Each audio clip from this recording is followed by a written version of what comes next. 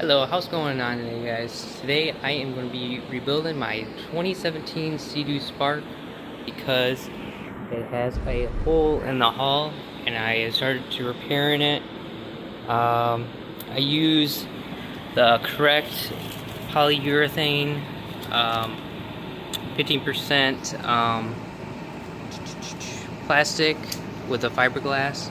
So it has 50% fiberglass with the correct plastic, the same as the hull.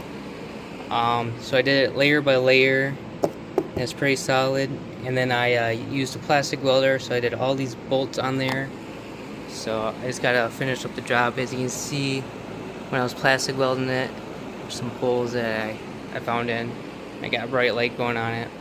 So I have it all taken apart right now. I have the motor right there, and we're gonna do a custom theme wrapped, and then probably gonna do the VTS to make it like a Spark Tricks. The previous owner, I don't know what he hit, so I got it for pretty cheap. He tried to repair it, so he epoxied it and he spray foamed the whole inside of it. As you can see, there's some residue right there, but I tried forever to try to get this stuff off and I just could not. So I ended up just having to use this belt sander and sanded all of this off. I wish I really recorded it when I first bought it. It was a mess, but I said, hey, I know a lot of people have issues. I know like the newer Seadoos, like the GTIs and GTXs, well, maybe probably not the GTXs, but some of the other models have plastic hulls too, and I'm gonna show you how to repair it. I felt more, since it was quite a big hole, this was all open. I thought to strengthen it, I would use the plastic welder. So I'll show you the tool right here.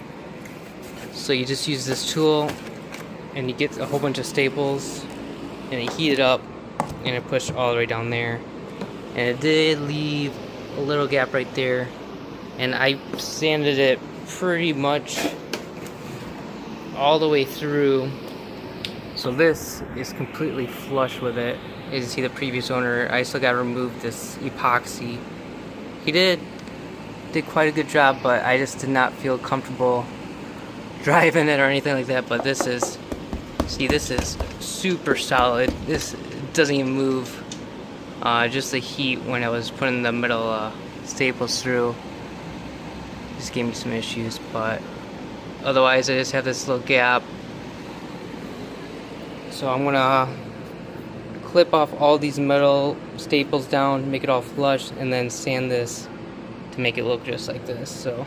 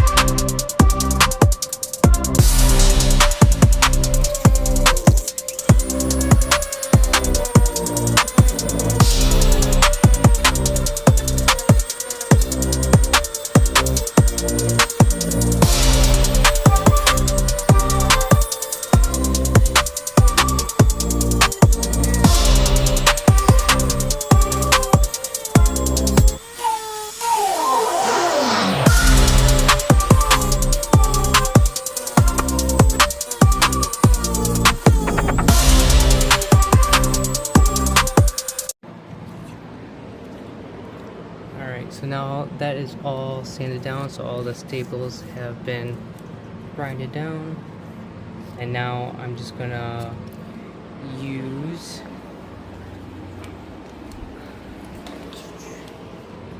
flat plastic welder and get everything all even, and then even this down too. So I'm gonna spread all this plastic around so it's all nice and even.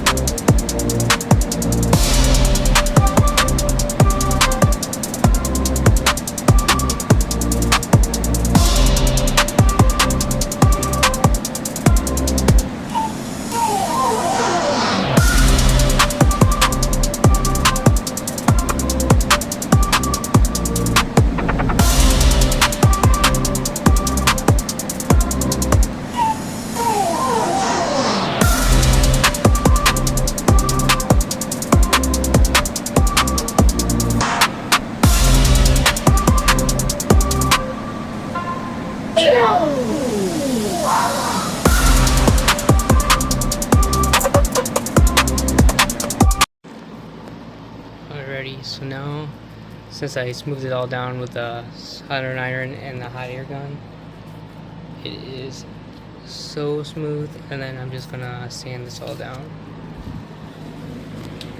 and then on the bottom I'm just gonna sand the rest down right here, complete it up. Alright, let's get to it.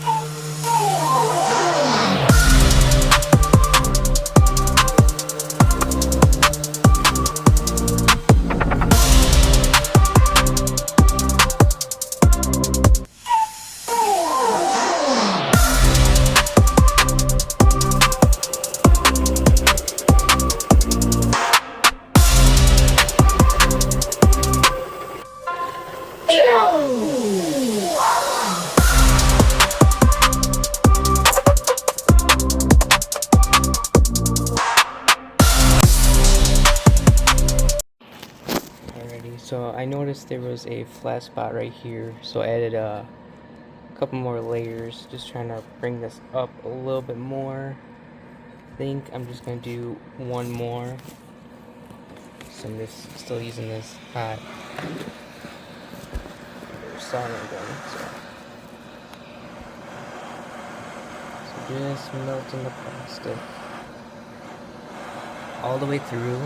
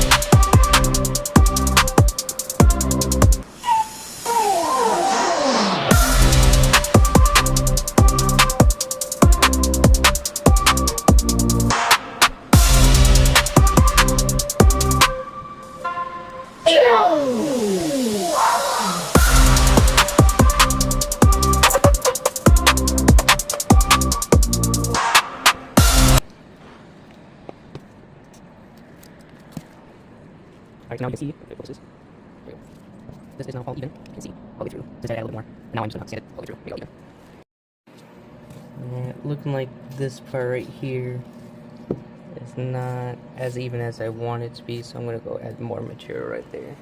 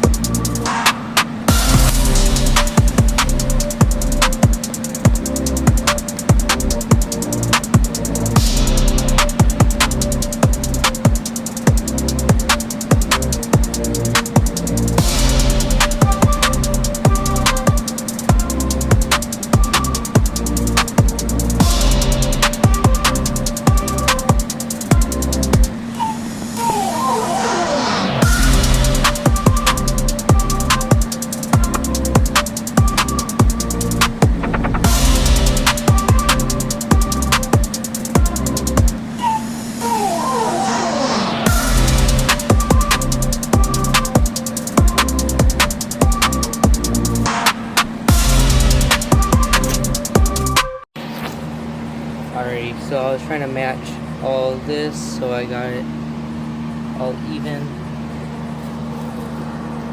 Take that. So now I'm just going to let this harden, and then I'm just going to continue sanding all the rest. Alrighty, so I got a new sander, and I'm going to do the 80 grit, and I'm going to sand it down, and then go up to 120.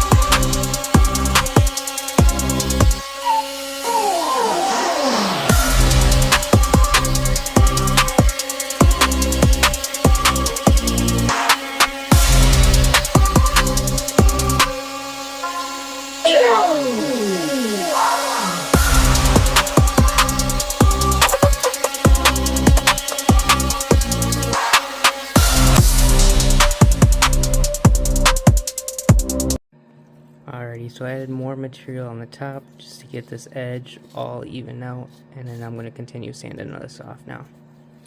Still starting with the 80 grit.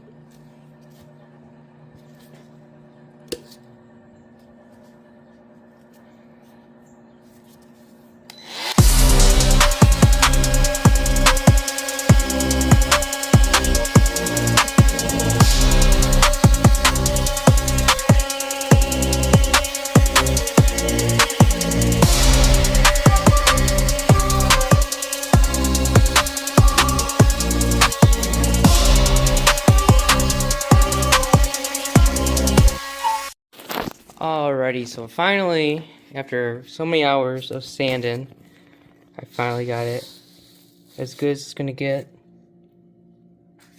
So I sanded it down to 220, went from 80 to 120 to 220, try to even out as best as possible. I'm not too worried about any of the little lower spots showing. It's barely noticeable, and it's completely smooth, all finished. And I finally finished the bottom. So yeah, this is all so smooth. And it matches the body line. Look at this. So smooth. So, let's see how it holds up. But yeah, this ain't going anywhere. I trust this with everything. There's no movements, there's no gaps. It's all flush with that. So as you can see, the previous owner used epoxy in some areas. And I had to sand out the whole side of it, all the way down here. And I just left up here. So it's the stuff I'm going to use to blend it all together. I was testing out this texture paint is Pro XL texture 500 milliliter. I'll put the link down in the video, and I just did a few test runs, but as you can see, it makes it look like OEM. So I am going to spray this on there once I get all of this cleaned up. So I gotta vacuum all of it. Yeah, he spray foamed everything in here, the previous owner, and I gotta clean it all up. So it's near impossible. You have to pick at it, and once it hits the plastic, you literally have to sand it all down. So that's what I've been doing. I got most of it out, but I just want to clean it all up, get it all blended in, and I'll show. I don't want to show you all of what I've been sanding, so that'll be in the next clip. I'll be finishing it up. Alrighty, so I just did my first layer on the texture paint, and look how good it turned out. And that is the repaired section. Turned out absolutely amazing. You can barely tell. And I'm gonna spray this bottom part next. So that'll be next. But wow,